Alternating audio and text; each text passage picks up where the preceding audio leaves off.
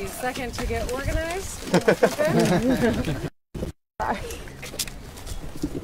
All right, so I am to kind of have an opportunity to thank first responders and chat with community members and assess the devastation that this community has been through in the last 24 hours. I'm joined by Sheriff Fuller, who has briefed me at this Emergency Operations Center, and Senator Sean McCann, as well as a lot of first responders and people who are on the ground doing the work. So it's, I'll just share a couple of quick thoughts and then happy to open it up, and certainly the Senator and the Sheriff are happy to answer questions too.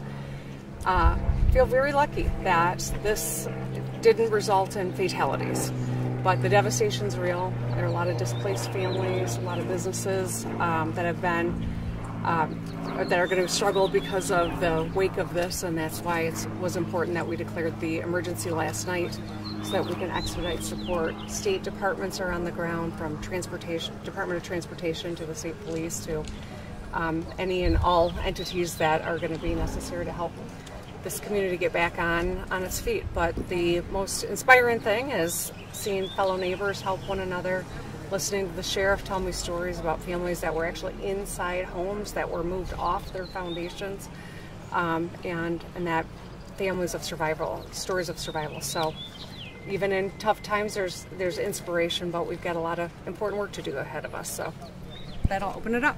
Governor Whitmer, this isn't the first time that we've seen a mobile home community decimated after a tornado. We had this in Gaylord just a few years ago. Is there more regulations that can be put in place to keep people safer in these types of situations who live in these communities? Well, one of the interesting things that one of the folks from Portage said was that there were fewer homes that were lifted off their foundation because they did begin requiring the use of hurricane strips. I've never even heard the phrase before, but this is apparently an additional safety measure to help keep mobile homes on their foundations. So perhaps that's one example of something, that a policy that helped perhaps save people's property and maybe lives in this moment. But certainly I think with climate change, the continuous increase of devastating events like this, we've got to continue to evolve as well as we think about how do we protect one another and how do we combat these impacts of climate change too. Can you talk about the resources the state is making available to try to help people impacted by these storms? So declaring the state of emergency gives us the opportunity to mobilize resources across state government. Obviously, we're still in the assessment phase, so there's no finite number as to what we think the need will be. That will evolve as more information comes in and as all of the assessments are done, and I'll work with the legislature to make sure that we've got the appropriate state support for the community. Governor, you, I'm sure, saw a bunch of videos and pictures of all the damage last night. How does that compare to seeing it here in person? I mean, it's just to see trees that are snapped in half and to see on the national news, a community that's so impacted right here at home, I think is eye-opening. You can't walk through here and not understand that. While we feel really lucky that people lost their lives, we know that a lot of people lost everything they have, and so it's a profound sense of gratitude that everyone's alive, but also lost because some people lost everything, and that's why pulling together and supporting one another is really important. You mentioned climate change. Are weather disasters like this something Michiganders have to be increasingly prepared for? I think so. I think it's undeniable that when you look at from the tornadoes that swept through across I-96 last year, or Gaylord, or the incredible flooding events that we have swamped our highways, and ice storms. I mean, we're seeing intense impacts from climate change, and so I do think that it's important that we acknowledge that as we try to build out systems that can be safer, but also curtail our impact on climate change as well. What do you make of the community response? We've seen people starting to bring food and other necessities. Does that surprise you at all, just seeing people coming forward like that? It doesn't surprise me one iota, but it is always wonderful to see in the wake of a really scary event how communities pull together. And I know that Sheriff Fuller and Senator McCann and I were chatting a little bit about how people just started showing up. As soon as the tornado was gone, people whose homes were intact came out to help those whose weren't. And started within minutes of the tornado leaving. Guys, we have time for just a couple more questions. Any questions for the sheriff or the senator as well? Happy. I'll just point out that I've been trying to coordinate between lots of officials. I've reached out to Senator Stabenow and Senator Peters' office as well to make sure that on the FEMA front that there's going to be notification and get that ball rolling to get any federal assistance that's going to be eligible for the area.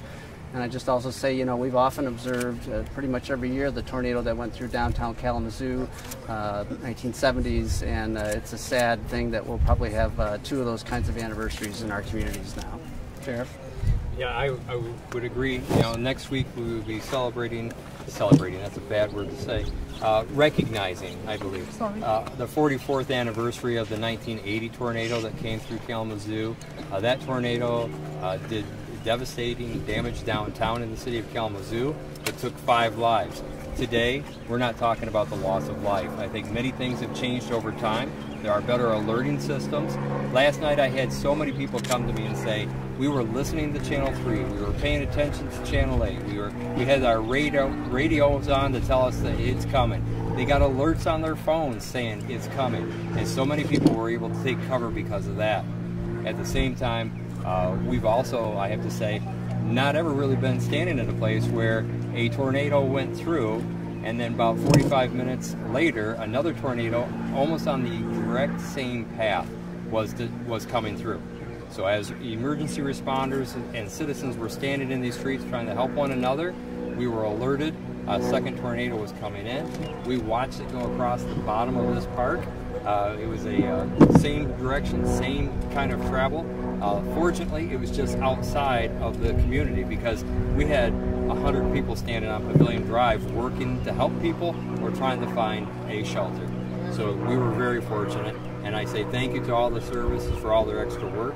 I was standing out here at one point. I did hear the sirens from Portage after the first tornado went through, and I apologize. The second tornado was part of that alert system. We could all hear the sirens as well from Portage, but we weren't here for the first one, so we don't know what level of siren was utilized the first time.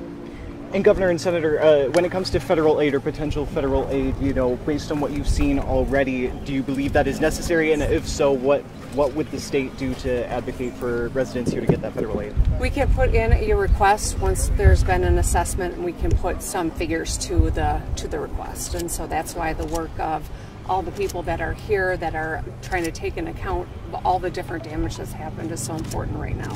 So, but until we have that, I can't submit anything to the federal government, and that's why we're going to try to move fast here.